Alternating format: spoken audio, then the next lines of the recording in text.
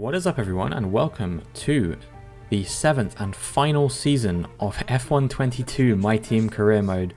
We have come a long way, and with F1 23 soon on the horizon, this will be the last season I'm doing of My Team Career Mode. We start out the season by investing the $50 million that we have in various facility upgrades.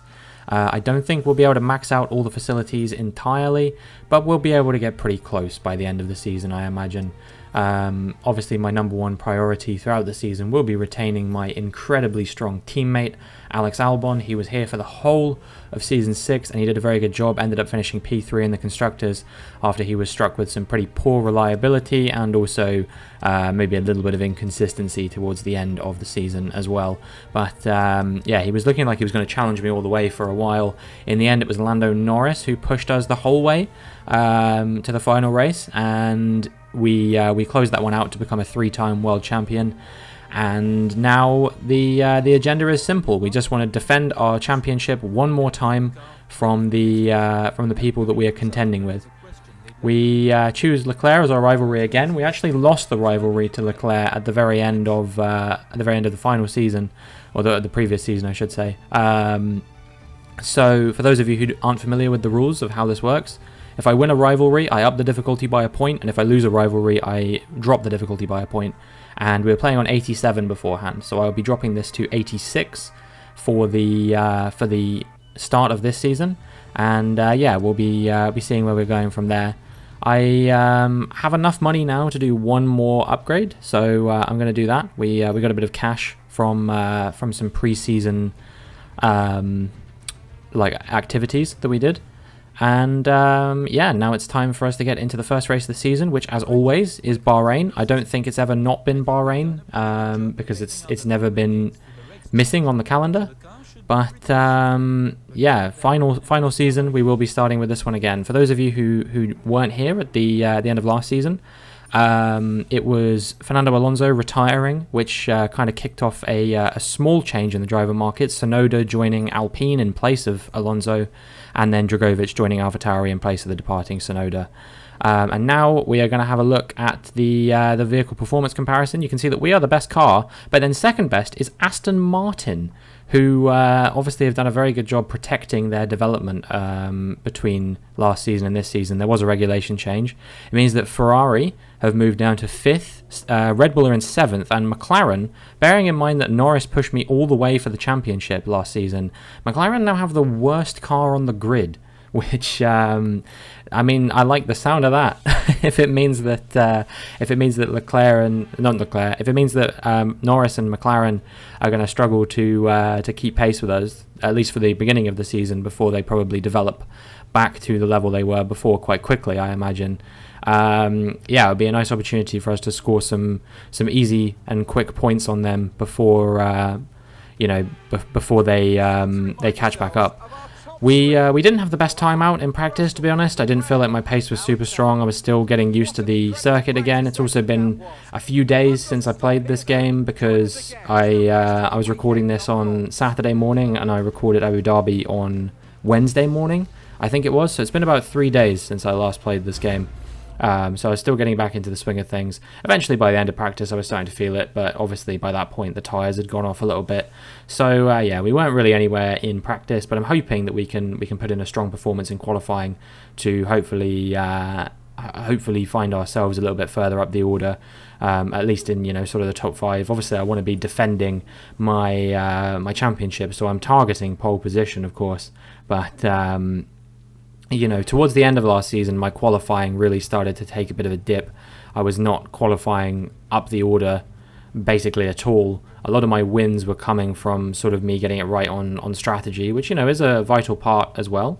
But yeah, now we get ready to go. We're back in green. If you were here last season, you might remember that our car was red. We had the Ferrari engine in it as well, which I changed the car to be a bit more red to sort of reflect that we had that Ferrari backing. Unfortunately, the Ferrari engine was dog water, and it broke down no less than 8 times over the course of the season.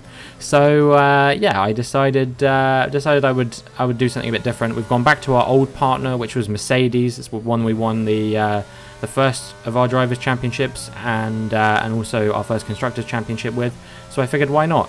Come to the end of Q1 now, and we do a 1:27.2, which was good enough to see us through in P7.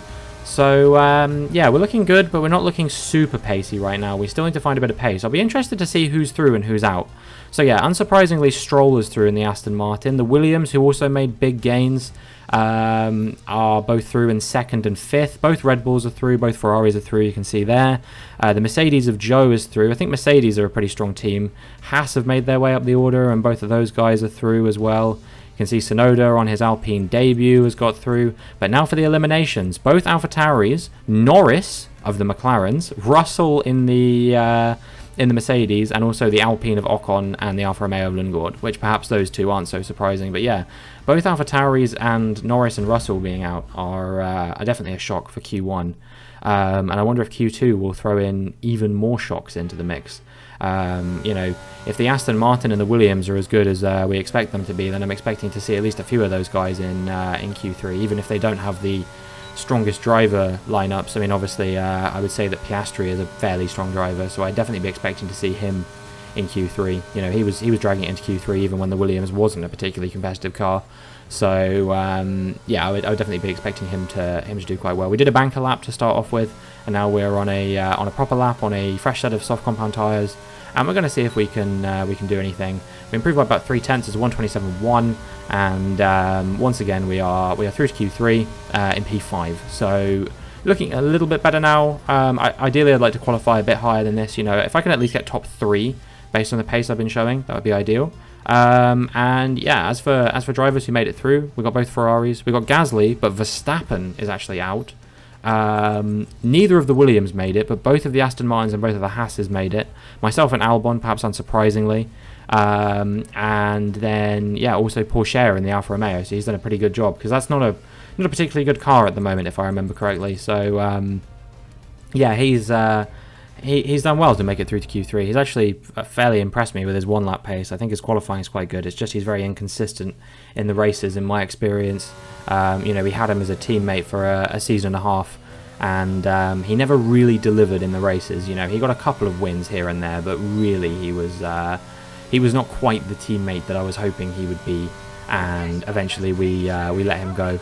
Crossed the line to take P2, but we're 7/10 down on Charles Leclerc. So hopefully on a fresh set of soft compound tyres we can find a bit of improvement over him. But these last few corners actually don't go amazingly for me. You can see I lost quite a lot of time through the penultimate. Well, actually, technically it's the third last corner, because this is 2 corners that we're going through now, which is bollocks. But anyway, we don't have a great run through there either. We lose even more time. In the end, it's only a 3.5 improvement. So 1:27.0, and that will keep us in P2, which means we haven't done badly. We'll be starting on the front row of the grid, which means if we get a good start tomorrow, then we'll be looking very good for maybe competing with Charles Leclerc. But I mean, look at his pace compared to mine, 3.5 faster. I think that was going to be quite tough for me to contend with. Stroll has done a great job there in P4. You know, the Aston Martin really taking advantage of the performance that it's got over the other cars at the moment. Stroll P4, and his Canadian teammate of Nicholas Latifi is there in P10. So yeah, he's done pretty good. We have a weird glitch here. You guys have seen this one before, I think, but you know, it doesn't affect gameplay any, so shouldn't be too much of an issue. But yeah, we go down in the rivalry to Leclerc for the time being, for the simple fact that he out-qualified us. He was the only driver on the grid, in fact, that did out-qualify us. P1 for him and P2 for myself. But you know, no points scored on Saturdays, and hopefully we can maybe contend with him for the win come Sunday. But obviously Albon is starting in P3 as well. He's a very fast driver on his day. You know, he's got 100 everything except experience. So yeah, he'll definitely be giving me a run for my money, I imagine. And hopefully, you know, I can at least, worst case scenario, I get no worse than third. That's sort of like the minimum I'm hoping to get out of this race. But maybe, just maybe, we can challenge for the win as we get into the Bahrain Grand Prix. No more testing, no more practice. This is the real deal, and it's make or break here at round 1. of this year's Formula One World Championship. We'll be racing around 3.36 miles of the magnificent Bahrain International Circuit today. Keep an eye out for drivers locking the front left down into the tricky braking zone of turn 10. Before we begin, let's take a quick look at the grid lineup for today's race. A fantastic effort from Charles Leclerc yesterday, and it's put him on pole. And Robinson completes the front row. As we continue through the rest of the grid today, we have Albon, Stroll, Carlos Sainz and Gasly, Théo Pourchaire, Mick Schumacher, Schwartzman and Nicholas Latifi, Verstappen, Zhou, Yuki Tsunoda and Ricciardo, Fittipaldi, Magnussen, Lando Norris and Felipe Drugovich, Ocon, Russell, Lundgaard and Oscar Piastri. And with lights out just moments away, it's time to go down to the track. A new season then, a clean slate where anything could happen. Anthony Davidson is with me today as once again we get another year of Formula One underway. We're into those tense few minutes before the first race then. Everyone's a little bit nervous about reliability. They haven't been running in the hot, turbulent wake of other cars in practice. They've not been pushing at 100% for long durations. Let's hope no one has to deal with any nasty surprises.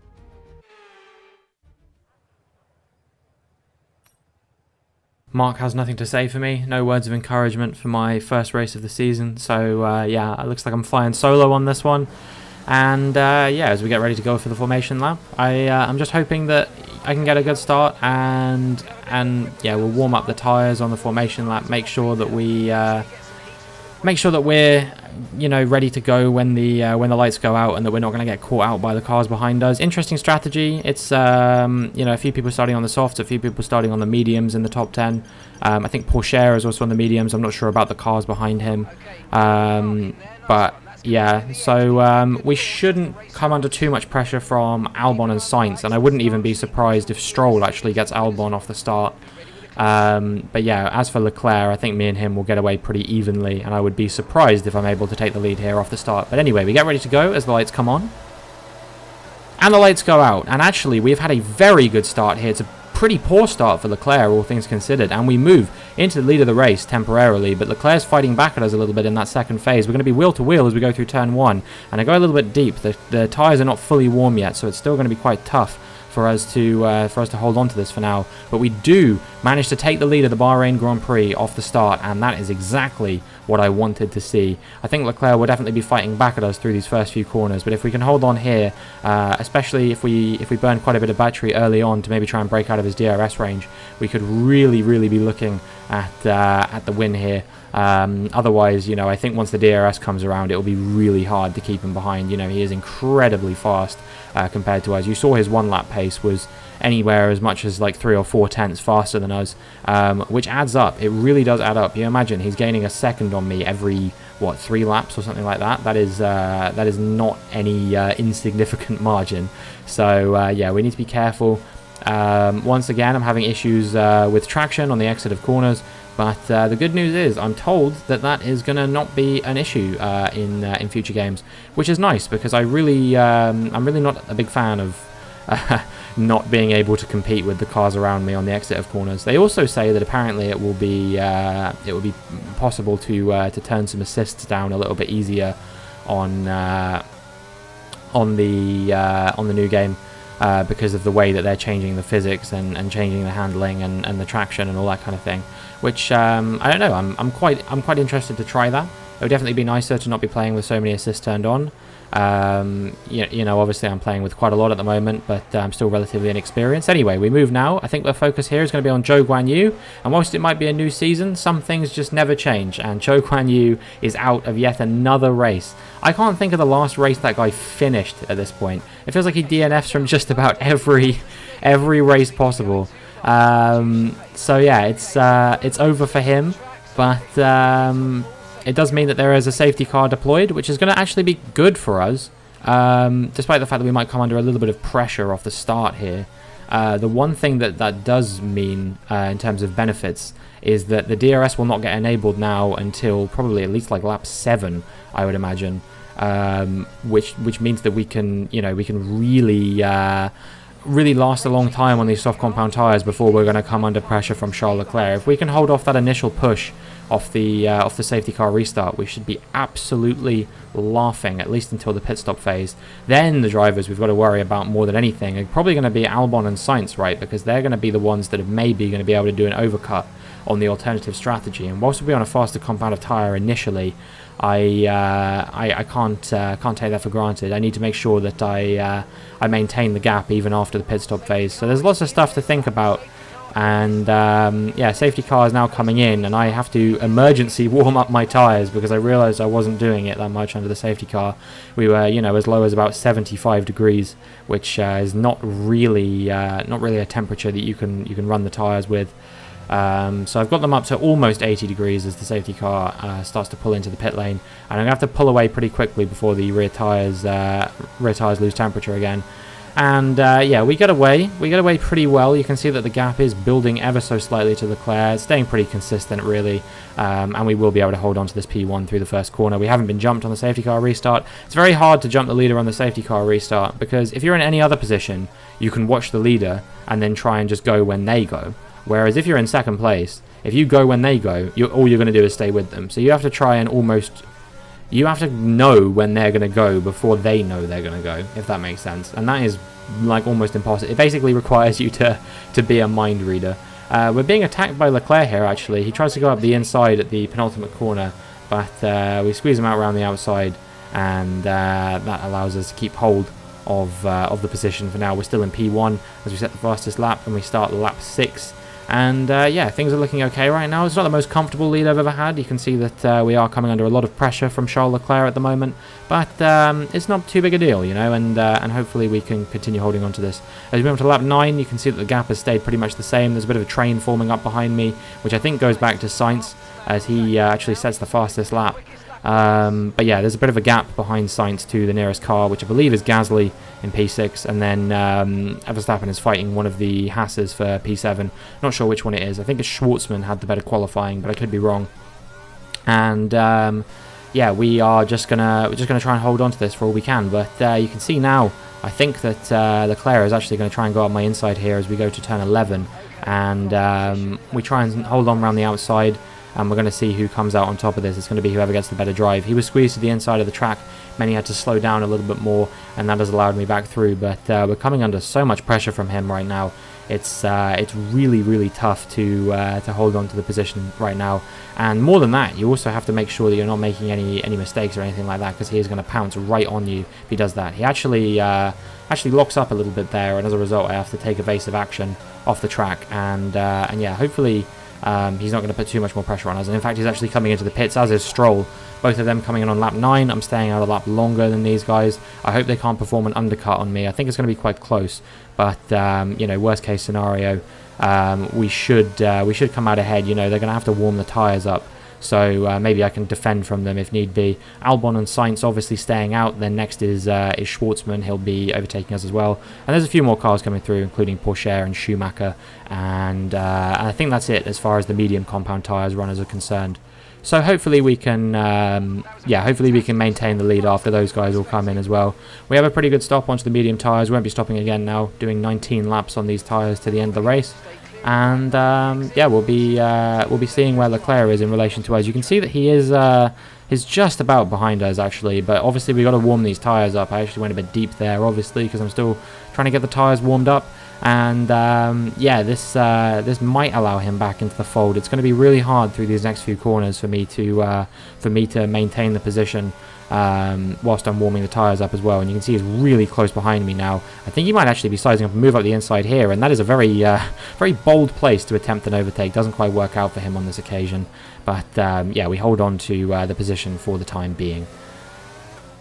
Now we move on to lap 12, and you can see we're going wheel to wheel through turns 12 and 13, and I mean, man, this is a very fierce battle between him and me now. We held on to the position for lap 11 and 12, but he's going to be burning a bit more battery than me on the run down to turn 14, I think, and we're going to be going wheel to wheel. This is a very intense battle. I'm going to try and hold on around the outside. I just about managed to stay on the track this time. He doesn't lock up, which means he doesn't force me off the track, but I'm actually the one who got the DRS from that, because he was slightly ahead of me through the detection point, and what that has allowed is Lance Stroll to attack him back through the DRS zone and take what is effectively net P2 in this race off of Charles Leclerc, and this is good for me, I think, because I probably have a bit more pace than Lance Stroll, and I think this will allow me to maybe sort of stretch my legs out in front. So yeah, that has really been costly for Charles Leclerc there.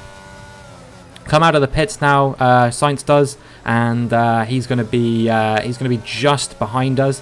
He's going to be warming up his tyres, which is going to play into my hands even more beautifully than the Stroll thing, because there's no way that on cold hard tyres he is going to be able to keep pace with me on warmed up medium tyres. And as we move to the end of the lap, you can see that I've already built a gap of 2 seconds to him while he was warming up his tyres. Now we've got to worry about Albon. And you can see that up the road, he's actually come out quite a long way ahead of me. So this maybe hasn't worked out so well. And he's performed a bit of an overcut on me. I think all that battling with Leclerc caused me to lose a little bit of time to Albon, perhaps. And he's about 1.5 seconds up the road. Obviously, he's got to warm up his tyres, but I don't think it's going to cost him 1.5 seconds to me, if I'm honest. Now we're on lap 19, and you can see this is Yuki Tsunoda in his debut race for Alpine. His car just gives up on lap 19, and that won't be the debut that he wanted, but not much he can do about that, and hopefully he can bounce back in the following race, which will be in Australia. And yeah, after that, it was pretty clean cut, you know. I just decided I was going to tuck into the DRS of Albon and kind of let him drag us away from the cars behind to an easy 1-2 for the team, and then maybe I would attack him a little bit later in the race. You know, if I could save my tyre life for the time being, then hopefully they would be good enough to attack him later on once we get to the end of the race. Because the thing I was worried about is if I attacked him too early, then he would just have constant DRS and I would be under an absolute barrage of attacks from him for the final few laps.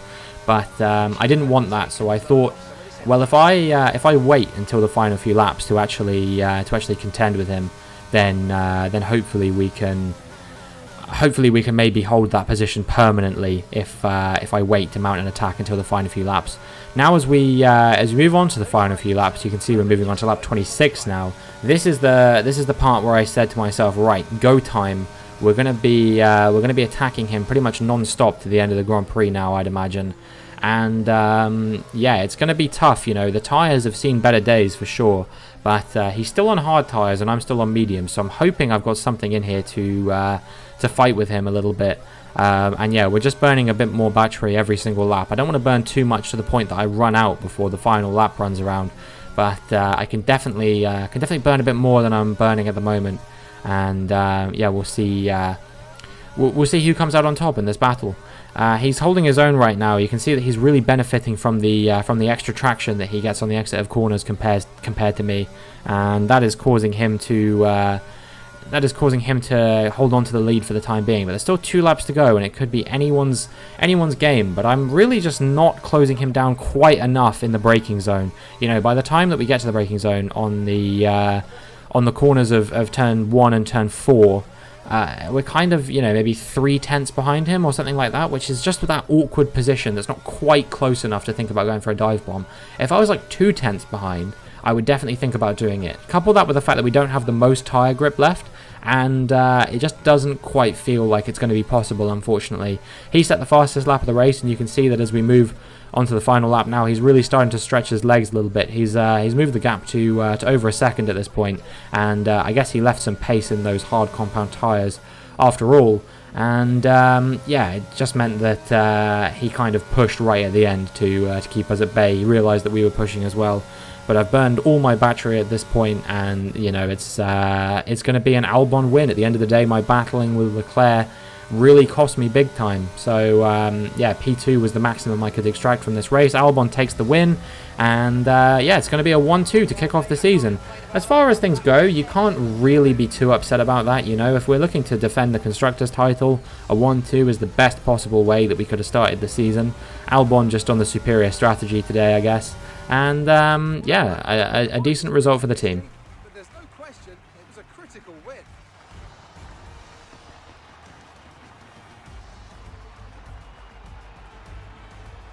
What do you think it was today, Ant, that gave them the edge over the competition? He does not think.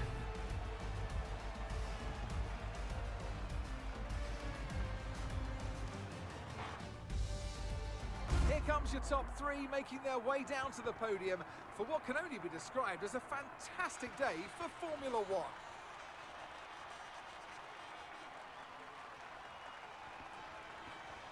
Well, he's pretty happy about that one, and who can blame him, you know, after the championship slipped out of his fingers in the final few races last season. What better way to revitalise a championship challenge in the following season than with a win? It is Sainz, the Ferrari, who ends up taking the podium. Leclerc, having started on pole, ended up coming home in 5th behind Lance Stroll. And yeah, we came home in P2, so yeah, not a bad way to start off. This hasn't been one of my strongest circuits in recent years, so I'll take it. So then, it's time to see how this result affects the Drivers' Championship. So, Anthony Davidson, who would you rank as your driver of the day? Oscar Piastri gets my vote today. It's time to check out the Constructors' standings. The owner-drivers team moved to the top of the table. It's been an absolutely wild weekend of Formula One action. I can't wait to see what's next. Ricciardo actually ended up sneaking a point for McLaren there at the end. He made his way back into P10, overtaking Latifi. But Norris a long way off the points, so McLaren have a lot to do, just like in real life perhaps, where they have quite a lot to do as well. But my car looks absolutely fantastic under the lights. I can't lie. I really like the look of it. Maybe it's a tad similar to the Aston Martin, but generally speaking, I really like the look of this car this year. I think this is probably one of the best liveries we've ever had. I feel like under the lights, the green blends in so seamlessly with the black on the front, and it just looks really, really good. So yeah, big fan of the livery, and hopefully it can carry us to one of our best seasons so far. If I can close out the championship before the final race of the season for a change, that would be greatly enjoyed. But you know, maybe the game's got more reliability shenanigans for me yet, and yeah, we'll just see how this season unfolds. You know, it's a really strong way to kick off the season with a 1-2. I think, as far as the Constructors' Championship goes, I'd be very surprised if we don't win it this season, on account of the fact that we've got two strong drivers driving the car. Not to toot my own horn too much, but I'd say I'm pretty strong. And there's going to be a bit of a switch up in the field throughout the season as McLaren kind of work their way back through the field. And that means that teams who score big towards the start of the season are maybe going to stop scoring so big towards the end of the season when McLaren kind of catch up again. And McLaren obviously won't be able to catch up to us, because they'll have had this beginning part of the season where they're not looking so strong. At least that's how I would imagine things. Maybe we'll rock up to Australia in a few weeks' time, and you know, McLaren will be right, like within sort of podium contention again. I don't know. But as far as things go for now, it's really looking like it's going to be quite comfortable for us. Obviously, the Drivers' Championship will be a different story. Whether it goes to myself or Albon, I'm not too concerned. Obviously, I want to win it, and I will be quite competitive to win it, especially if my chances look better. But, you know, with him winning this opening race of the season, we've already had a monumentally better start to the season than we had last season, where I'm pretty sure after the first race we failed to score points, or maybe Albon just snuck in with like a P10 or something like that. So yeah, this is pretty much the polar opposite of what happened at the start of the previous season, and hopefully we can convert this into some stronger results going forward as well. This glitch has continued, but hopefully it'll be fixed for the following race. And yeah, as a result of that, we take the lead in this rivalry over Charles Leclerc, which is pretty nice to see. And yeah, I just hope that we can continue this good this good form that the team has kicked off the season on when we go to Australia. No Saudi Arabia, it's not on the calendar this year, missing along with Miami. Those are the 2 races I decided to take off to try and make this championship a tiny bit harder for myself. You know, I've won 3 in a row, I've got to nerf myself somehow, take out 2 of my strongest tracks and see what happens. But that is going to be it for this video. If you enjoyed, please make sure you like and subscribe, and hopefully I will see you for the next one.